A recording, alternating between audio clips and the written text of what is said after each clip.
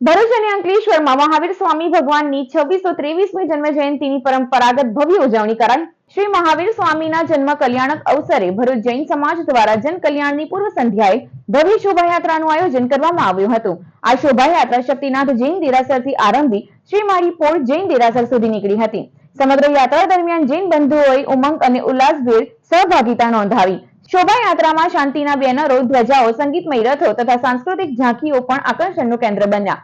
જૈન દેરાસર ખાતે વિશેષ આંગી દર્શન સહિતનું આયોજન કરાયું હતું।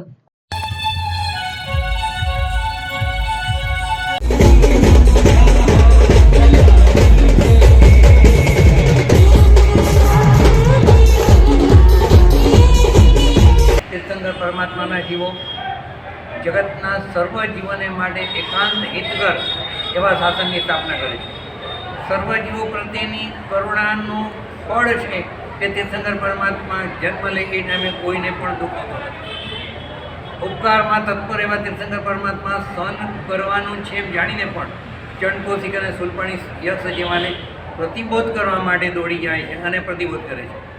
ગમે તે સંજોગોની અંદર પણ ક્ષમતા રાખો, લાઈવ એન્ડ લેટ લાઈવ દુનિયાનો પ્રિન્સિપલ છે, પણ પરમાત્મા તો એવી રીતે જ વ્યા કે even die but let live.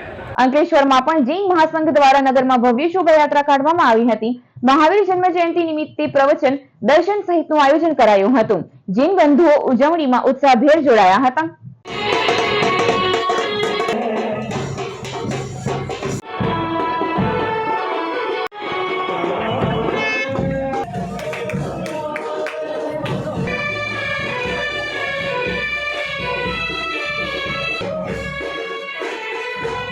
અમારા શ્રી મહાવીર સ્વામી ભગવાનના જન્મ કલ્યાણની ઉજવણી અમે અંકલેશ્વરના મહાસંઘના નેજા હેઠળ ઉજવી રહ્યા છીએ।